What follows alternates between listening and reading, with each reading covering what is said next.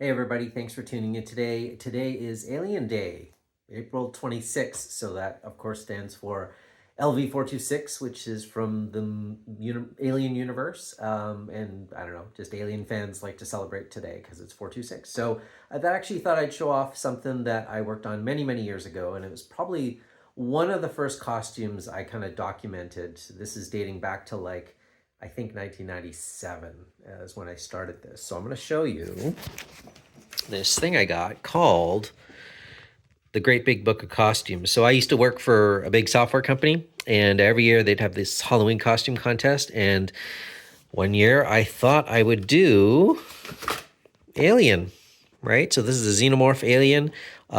This is sort of, I don't know, I guess kind of one of the first bigger builds that I'd done. And it was also kind of neat because I don't know why, but I thought I would document it. I just thought it'd be a really cool opportunity to document and take pictures as I went along. So again, this is sort of me just, learning stuff and making stuff up on the fly, doing what I could with, finding reference in magazines. This is the back piece. So these are like what do they call them? Like the chimney stacks or smoke stacks of the back of the Alien. This is actually some thin 1/4 inch plywood that I had two pieces, and I connected with some metal brackets. And then these were, I think they were like strips of wood that went to here that I had screwed into the back. And then I made cardboard templates of this stuff, the little rear spike and the smokestacks. And then I sprayed spray insulation foam in an apartment, which was probably not the best idea. I probably did it on a balcony. Probably wasn't that bad, but still, after it cured, I would cut it down with like an X-Acto knife and carve it. And there you go. There's me shaping it. So there's that's kind of what it looked like initially, just with some rough cutting, and then me shaping it. Adding a little bit more detail, adding some little spines along the back, and of course incorporating the sort of ribbed tubing. And back in the day, this is 97. I hadn't really done anything sort of like resin casting or anything like that. Certainly didn't have a vacuum form or anything. You'll see something about that in just a second. Paper mache. I covered it with craft paper and paper mache, which actually made it super, super sturdy. So it actually worked out really well. And then I made some nylon backpack straps so I could just wear it kind of like a backpack. And these ribs, I cut them out of 3/4 inch pine shelving boards out of a jigsaw. And then I would just shape the sides to make them look like ribs. You can see the front sternum thing, I think, was a strip of wood with like some foam core glued on top and some more corrugated ribbing stuff. This is me just painting the base color gray, doing some airbrushing on it. And then some black kind of like line details. So this is, again, back in the day from, my airbrush illustration stuff. And I had a couple of airbrushes, and it, worked out really well. So that's kind of the back piece there. There's a kind of a closer view. The tail was essentially done like a big stuffed animal, basically, right? So I just made a cardboard template, cut out two pieces of fabric, sewed them together, stuffed it with some polyfill, whatever. And then I think I had like a big coat hanger wire running through it. And that's and then I attached it to kind of like a butt plate kind of thing. These are the shoulders. I don't even know what those are called, those sort of like breathing tube things. So those were made out of foam core and the corrugated, whatever, kind of like shop vac tubing. Did some more kind of spray foam details. And again, the craft paper mache, right? So here I am in my apartment dining room table trying to lay paper mache all over. Base coat and some airbrushing of sort of like a phthalo blue color, and then some black. And those were the shoulders. This was the cod piece. So, I don't think I didn't have like a ton of reference photos. I just had a few books and a few magazines. So I kind of had to take some artistic license. So for the cod piece, I kind of did it, I guess that maybe those are the only pictures I had. It was sort of like and then I airbrushed some details on it. That's kind of all I did. The shoes, I took some like kung fu slippers and I glued some corrugated tubing that I'd cut down and made little toenails out of styrofoam. And same with these heel details; those are just like hot glued on. And oh, there's me airbrushing some details on the hip and the cod piece there. And then the shoes, I think I airbrushed that. That's all I did. I didn't really do much to the front. The head was obviously the hardest part, and it took a while to figure out what I was going to do. And I had bought this book. I think it was called, is it Thurston James, Molding and Casting Handbook or something like that. And that's kind of how I learned about vacuforming. So I'll show you a bit of how I did the vacuforming. I didn't do the whole head. Obviously, it's just way too big. So I did foam core templates, glued them together. I did spray foam for the head. And after it cured, I carved it down. And then I basically carved away a hollow of where my head would actually go into it, okay? This was a base form. So I actually glued foam chunks down, and then I laid plaster. This is my kitchen stove. I just threw a piece of plastic on. Like, that's how much room I had. I actually made a plaster form for everything. So I made a plaster kind of form, or what's called a buck for vacuforming for the front, because I wanted it, initially I was going to vacuform the front and have it clear, sort of like smoke tinted, and be able to see through it. That didn't 100% work out. I'll show you why in a second. But I mean, the form itself came out really great. The back, I wanted the form because I was going to do like a lightweight kind of paper mache shell. Oh, there it is over there. Okay. So this was kind of like the ribbed kind of James Cameron version. And there's me pulling the shell off. And then I kind of built up the inside. I wanted to keep it as light as possible. So I built up the inside with sort of like foam and some, what do you call it, like bulkhead structure. And then kind of just started building it out with foam core. Obviously nowadays, we'd probably do things differently. But again, this is what I had.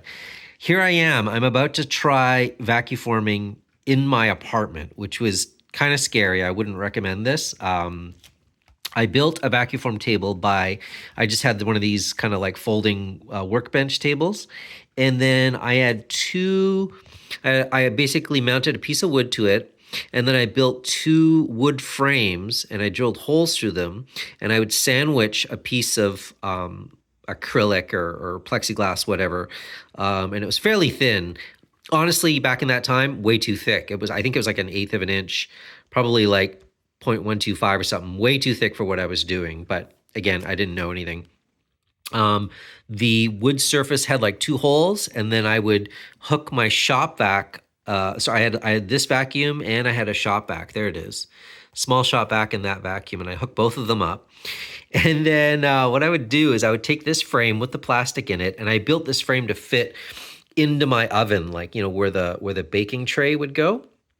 So it'd slide in, I'd use the oven, heat it up, and then when the plastic was drooping, right, when it got soft, I would put it over this table, which I put like sort of like a soft neoprene insulation foam around, and then I would raise up the form a little bit. The buck would already be on it, and then you push the plastic down on top, hit the vacuum, which I had the 2 vacuums connected to a power bar. I don't think you can, it's over here.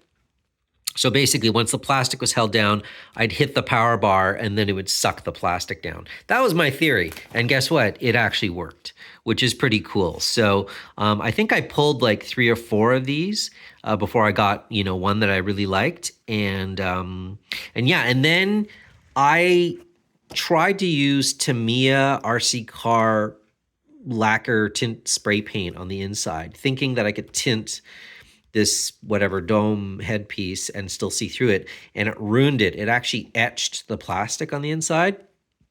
So it was, it didn't work. So I basically painted the underside of it black, and I was like, I'm not going to be able to look out the front. I'm just going to have to look through the mouth. That's just going to be my visibility thing.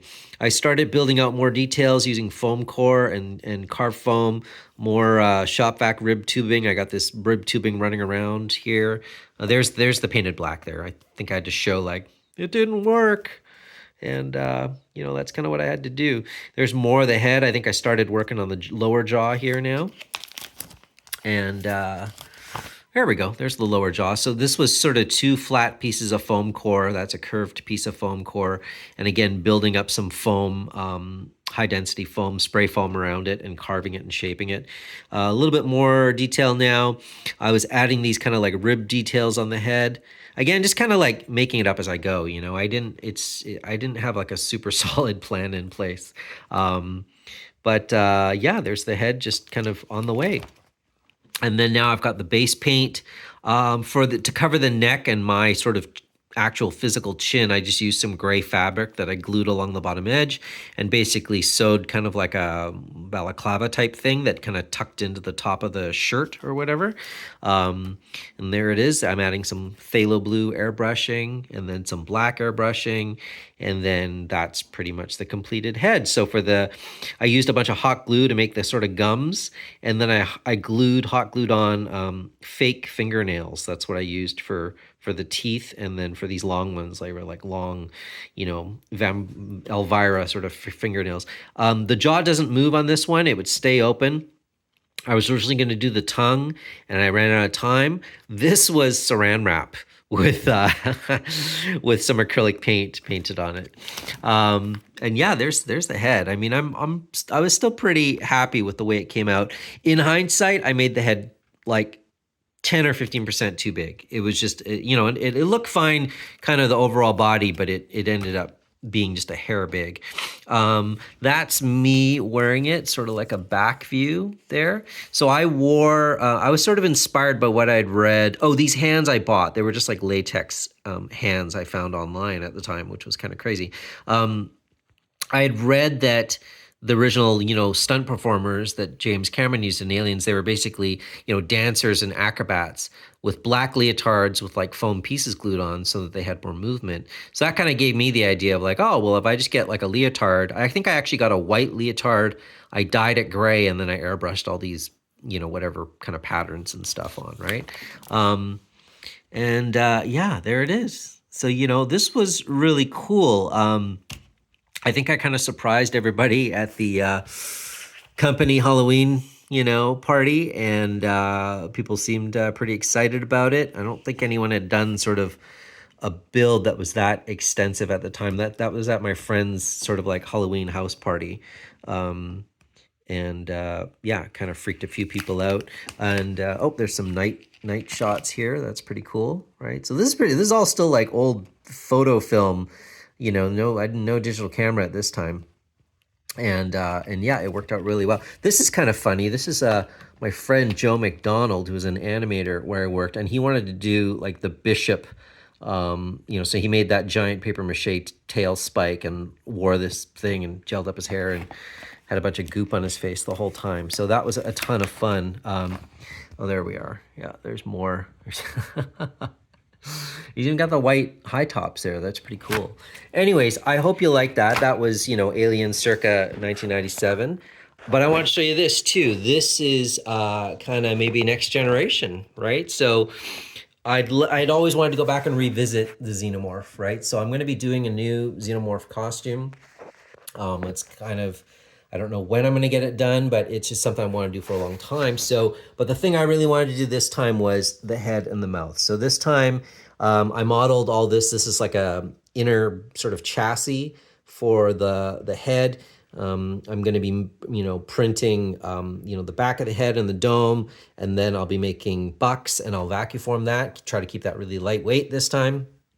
And there's a whole bunch of linkages and stuff here that aren't here. They're not done yet. But basically, I'm going to have a linkage here on my chin with a pulley wheel so that when I move my mouth, it'll actually move the Xenomorph mouth as well too, okay? And this time, hopefully, I'll be doing a vacuum form with clear PETG, and then I'll dye it black. So I'll, I've learned a little bit now in, whatever it is, 20 years or something since that Halloween party. And yeah, so these two bits are, the teeth are resin printed. That's FDM printed. That's going to get coated. And I've hooked up kind of like a Arduino deal back there so that I can get that kind of action happening. So Gonna work on that, you know, get that smooth and get that speed I want. I might switch to like a Pololu servo control, but yeah, it's just kind of neat to see, you know, just where things have gone, right? You know, now I'm doing more 3D modeling and a bit of organic stuff, and you know, maybe doing things in slightly different ways than I did back then. But you know, the spirit and the joy is still there. So anyways, I hope you like that. Happy Alien 426 Day to everyone out there, and thanks for tuning in.